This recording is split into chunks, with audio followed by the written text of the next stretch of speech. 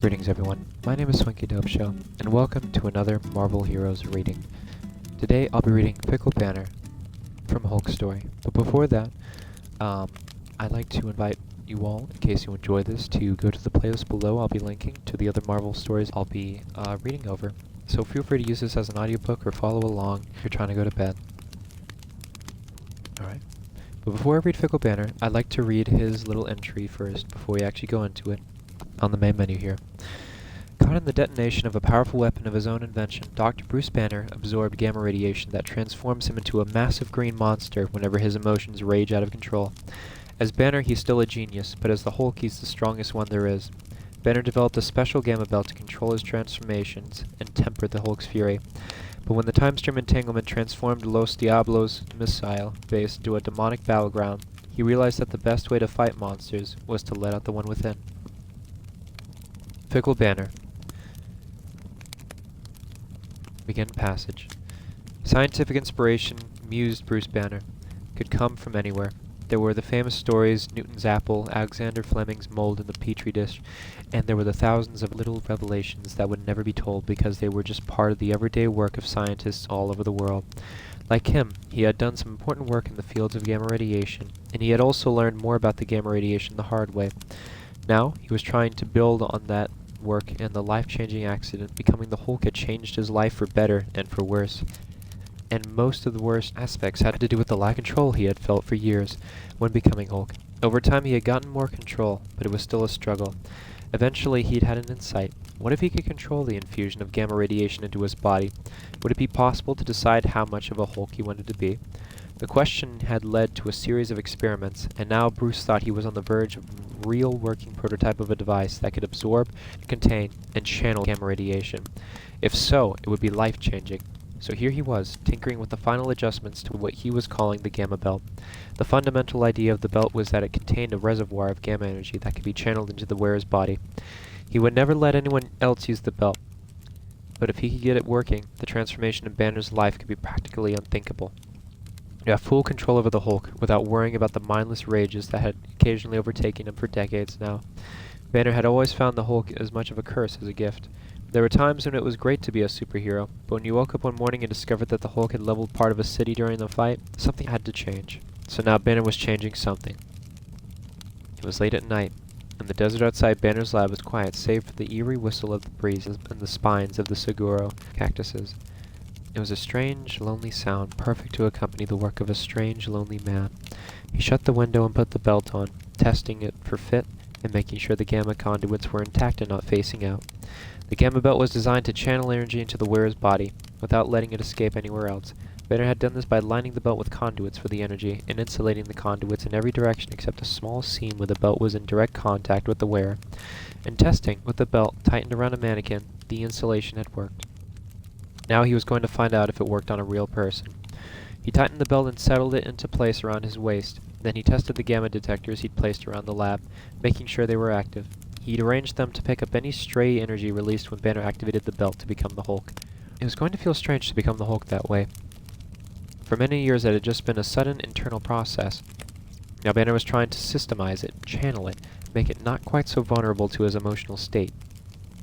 In a way, putting his transformation under the control of an external object felt like losing control over it, even though the whole point of the gamma belt was to have better control over the Hulk, and possibly to make him stronger. Banner had run the math hundreds of times, and it was possible the gamma belt would be able to create a stronger Hulk. What that would mean for him, Banner wasn't sure, but he was about to find out. He hadn't told anyone about the gamma belt, mostly because he didn't want to have a conversation about why he was building a device to do what he could already do. And the reason for avoiding that conversation was that Banner would have to admit that he wanted the belt to give him a kind of control over the Hulk that he never felt he could maintain. In other words, he didn't want to have a conversation about how he couldn't control the Hulk.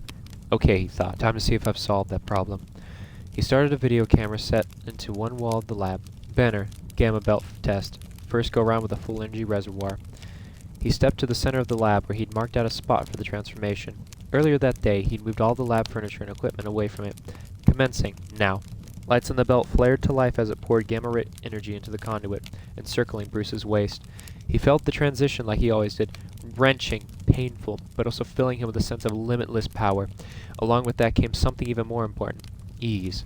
Where Banner was nearly crippled by anxieties about how other people felt about him, Hulk didn't care what anyone thought. He was Hulk. He looked around Banner's lab, then down at the belt around his waist. How did Banner design it so it didn't break? Don't need the belt, Hulk grumbled, but he knew Banner had designed the experiment to help him, so Hulk reluctantly went ahead to do the rest of the steps Banner had planned in advance. At least they sounded like fun. First, Hulk went outside the lab, trudging down a dirt road that led into a box canyon. Banner had set up instruments along one wall of the canyon. Hulk was supposed to stand at the center of the wall and clap. Banner thought he could measure Hulk's strength this way. Hulk just wondered what the belt would do.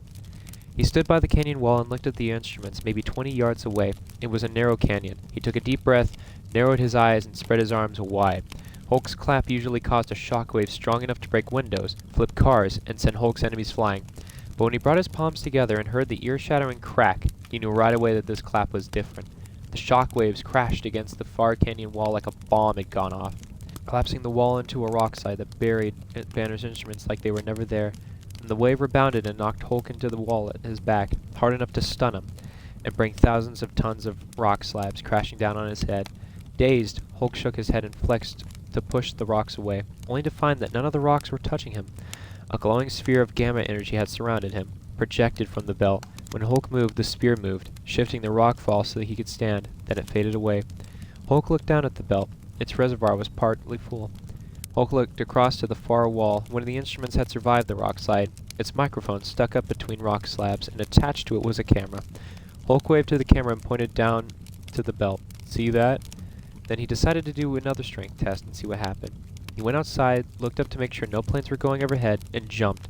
He peaked a few thousand feet in the air, coming back down a short distance from his jump point with an impact that took the windows in the lab. The arms of saguaro cactuses waved. The belt was 2/3 full. Hulk grinned. Huh. Now he was going to try something even harder. He picked up a car parked near the lab and threw it into the air in a high arc. Before it could land, he thundered after it, leaping as it fell and smashing a fist into it before it could hit the ground.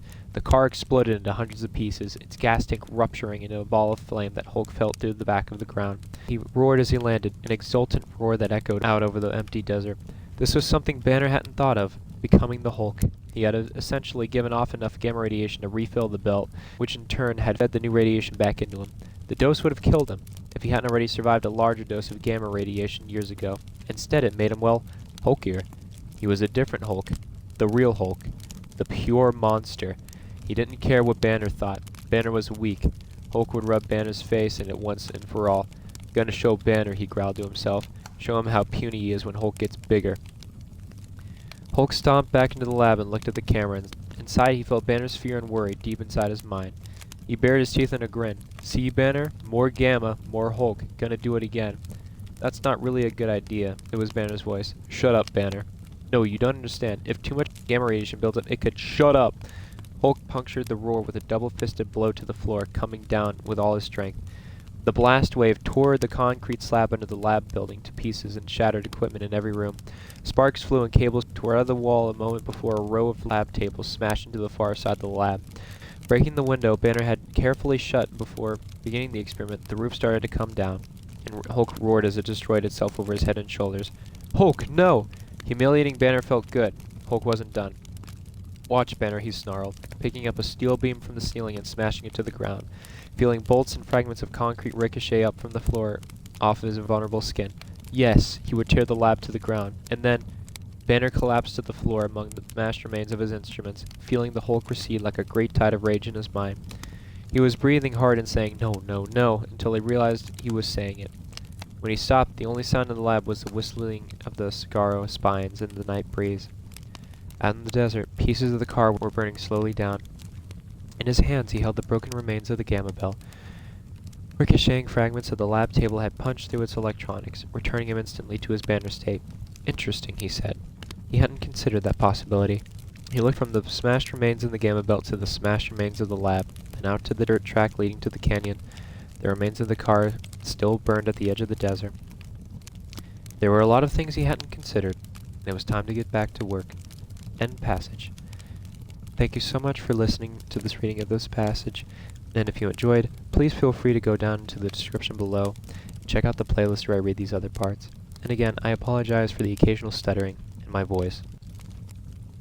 I'm going through all these on stream, live on Twitch, and just in case someone wanted to listen to this while they went to sleep. And yeah, thank you so much for watching, and I hope you have a great day, afternoon, or evening, wherever you're from. And thank you for watching. Good night, and goodbye.